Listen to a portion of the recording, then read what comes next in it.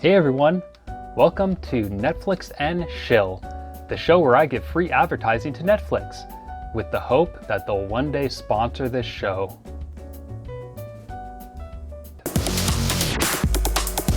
So today we're going to be talking about the film The Half of It.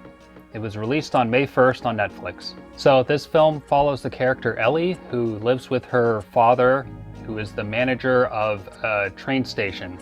And she helps her father out with that multiple times a day, and they're struggling for money. So she writes reports for her fellow students to get money.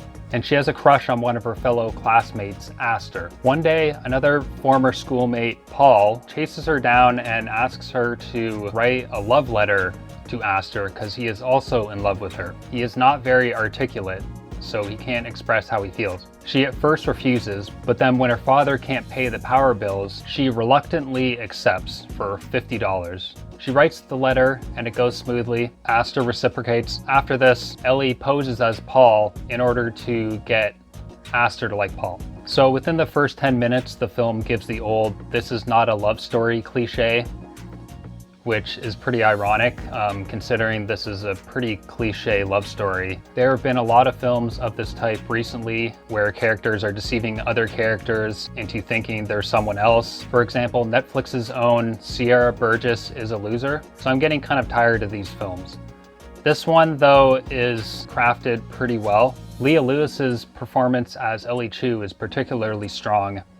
She feels like an old soul, both the performance and the character. She has a very strong voice that makes her seem older than she is. I kind of like how Daniel Deemer plays Paul as kind of just dumb, as opposed to neurotic but still intelligent and likable character. We can kind of tell why Aster wouldn't really be interested in this character if he wasn't writing or appearing to write these letters. There is an analogy that's brought up through the film of the bold stroke. It's basically where when someone is painting, they can leave the painting as it is and it'll be good. But if they put on it 5 more brush strokes, usually the last 5 brush strokes of a painting are what make it brilliant. So you could leave it as good, or you could add 5 more brush strokes to give it that boldness, that greatness. And this film has that in its nature at times, and at other times not. There's a scene where Leah and Aster are going back and forth spray painting on a wall, and the shot doesn't cut away. They keep adding to the art that is being created on the wall. So that is the best representation of the metaphor of the bold strokes in this film. There are a few too many scenes in this movie where characters are accepting of situations too quickly. Like Ellie is disliked by most of her schoolmates, but then after a quick recital, she gets the standing ovation, of course, and all of the characters like her after she is invited to the party. They're all like, "We never noticed you before. How come oh, I always liked you, but I never said anything."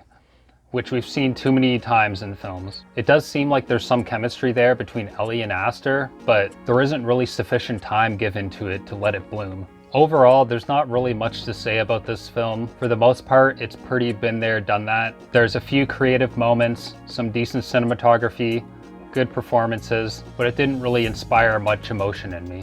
I'm giving this film 3 avocados out of 5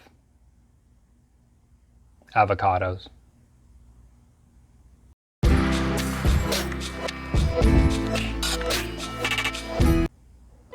Actually, I'm sorry, I give it 5 stars. Yeah, I loved it. It was great. 5 stars. Yeah, Netflix. Yeah. See you next time, guys.